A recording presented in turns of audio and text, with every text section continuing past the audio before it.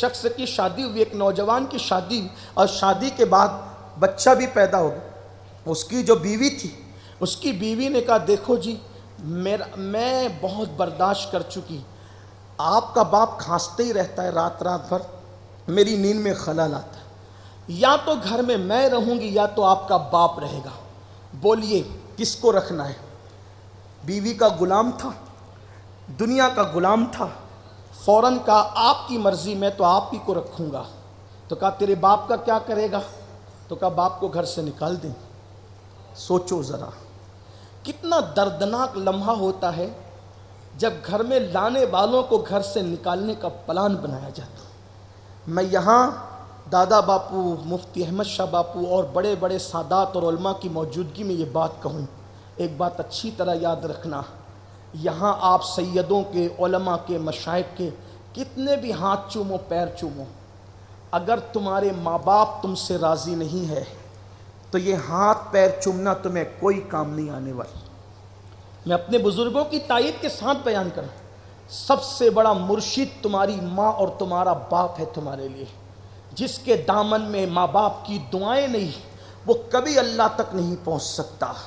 ماں باپ کو ستانے والا، ماں باپ کو تکلیف پہنچانے والا، بہت معذرت کے ساتھ گجرات کے سنی جوانوں، سیدوں کے پیر دھو کر کے پینے والوں، میں ان سادات ہی کی پشت پناہی سے عرض کر رہا ہوں، اور میں بے باکی سے اس لیے یہاں کہہ دے رہا ہوں کہ مجھے کوئی سادات کا گستاخ اس لیے نہ کہہ سکے گا کہ درجنوں سادات کی تائید میرے ساتھ ہے۔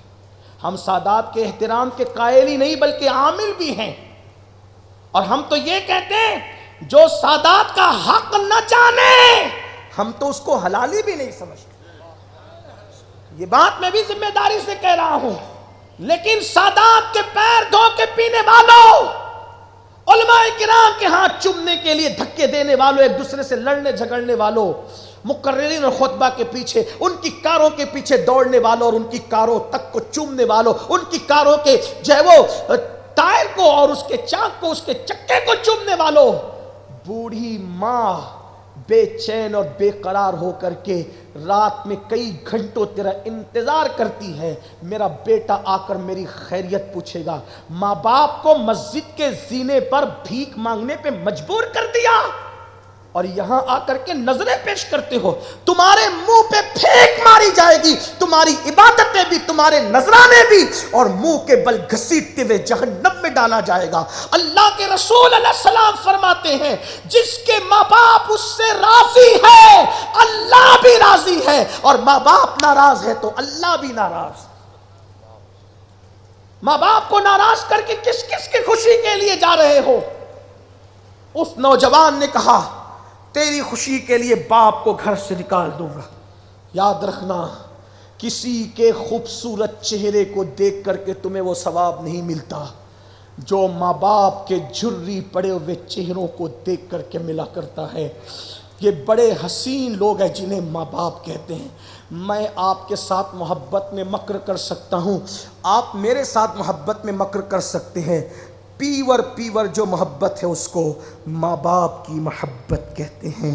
جب ہم پیشاب کرتے تھے بستر میں تب بھی ماں باپ ہم سے پیار کرتے تھے، جب ہم پاخانہ کرتے تھے بستر میں تب بھی ماں باپ ہم سے پیار کرتے تھے، جب ہماری ناک بہتی تھی اور لوگ ہم سے نفرت کرتے تھے تب بھی ماں اپنے دوپٹے سے ناک صاف کرتی تھی اور کہتی تھی میرا چاند۔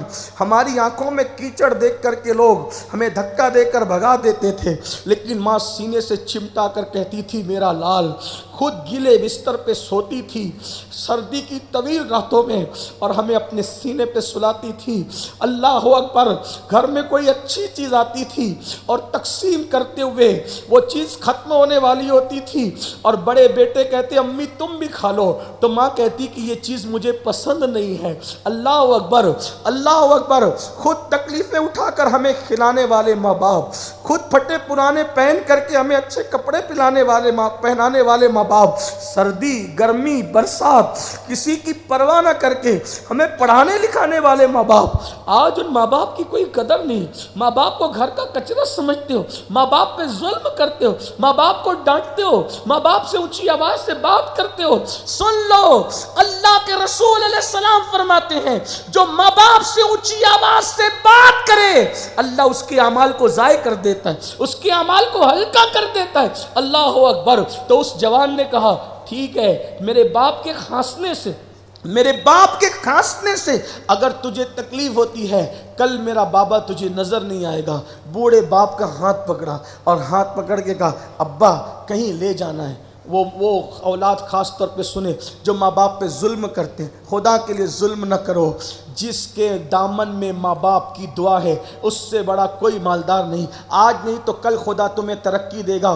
دعائیں وہاں تک پہنچاتی ہے، ہزاروں سال کی محنتیں جہاں نہیں پہنچاتی وہاں دعائیں پہنچاتی ہے۔ دعائیں میرے عزیز بھائیوں، اس جوان نے اپنے بوڑھے باپ سے کہا ابا تمہیں کہیں لے کے چلنا چاہتا ہوں۔ ایک کمبل ساتھ میں لیا اور جانا چاہتا تھا۔ چھوٹا سا 4-5 سال کا بچہ باپ سے کہتا ہے ابا میں بھی چلوں آپ کے ساتھ؟ بیٹے نے کہا باپ نے کہا نہیں تو نہیں چل۔ کہا نہیں میں بھی چلوں گا، آپ دادا کو کہاں لے جا رہے ہیں، میں بھی چلوں گا۔ ضد کیا نا تو ضد کر کے ساتھ ہو لیا، کار میں بٹھایا، جنگل میں پہنچا اور اس کے بعد ایک کمبل اپنے باپ کو دیا اور باپ سے کچھ کیا۔ کہا باپ نے کانپتے ہوئے ہاتھوں سے اس کمبل کو لیا۔ سوچو اس باپ کے دل پہ کیا گزرتی ہے۔ جس دن مسلمانوں اپنے ماں باپ کی محبت کو تم محسوس کر لو گے، یہ دنیا مکار ہے، فریبی ہے، یاد رکھنا جب یہ محبت کرنے والے نہ ملیں گے اس وقت تو تم ان کو تلاش کرو گے، پچھتاؤ گے، ڈھونڈو گے، بلکہ دعا کرو گے تو ماں باپ پھر تمہیں خواب میں بھی نظر نہیں آئیں گے۔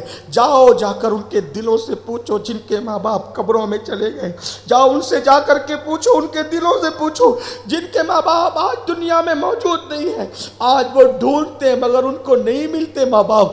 اللہ اکبر۔ پھر اس نوان نے جب کمبل دیا تو کمبل ہاتھ میں کپی ہاتھ سے لے کے کہا بیٹا یہ کمبل کیا کروں؟ کہا بابا آج سے آپ کو اسی جنگل میں رہنا ہے، آپ اب گھر نہیں آ سکتے، میری بیوی آپ کے لیے یہ کہتی ہے کہ گھر میں وہ رہیں گے تو میں نہیں رہوں گی، میرا سنسار بچا لے، میرا گھر بچا لے بابا۔ اس بوڑھے نے کمبل دیا، کہا اللہ تجھے جزائے خیر دے۔ کمبل لے کے کہا اگر میرے گھر سے نکلنے سے تو خوش رہتا ہے تو جا خوش رہے۔ اور یہ کہہ کے کمبل لے کے بوڑھا مڑنے لگا۔ بچہ یہ منظر کھڑے ہو کر کے دیکھ رہا تھا۔ کیا ہوا؟ بچہ دوڑ کر گیا، دوڑ کے جانے کے بعد کہا بابا رکیے، اپنے باپ کو رکنے کے لیے کہا، کمبل لیا اور باپ کو دیکھ کے کہتا ہے بابا اس کے 2 ٹکڑے کرے۔ بیٹے نے کہا میں ایک ٹکڑا اپنے ساتھ لے جانا چاہتا ہوں۔ ارے گھر میں کمبلوں کی اور بستروں کی کمی نہیں، تو کیا کرے گا کمبل کا؟ تو کہا یہ کروں گا بابا، آپ نے اپنے باپ کو جوان ہو کر ایک کمبل دے کر گھر سے نکالا ہے، میں آپ کو آدھا کمبل دے کر گھر سے نکالوں گا انشاءاللہ۔ اس کے باپ کی آنکھیں اس وقت کھلی، کما تدین تدان، جیسا کرو گے ویسا پاؤ گے۔